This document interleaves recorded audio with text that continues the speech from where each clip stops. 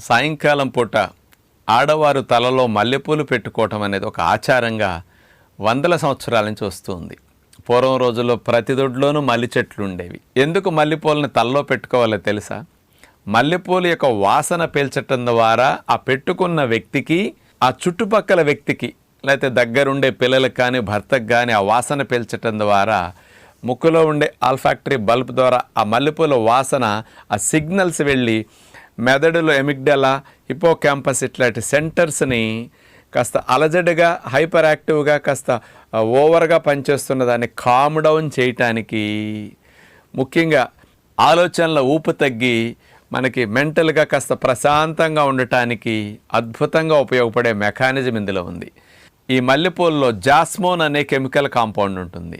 ఇదేం చేస్తుందో తెలుసండి? డోపమిన్ అనే హ్యాపీ హార్మోన్ని, సెరటోనిన్ అనే హ్యాపీ హార్మోన్ ప్రొడక్షన్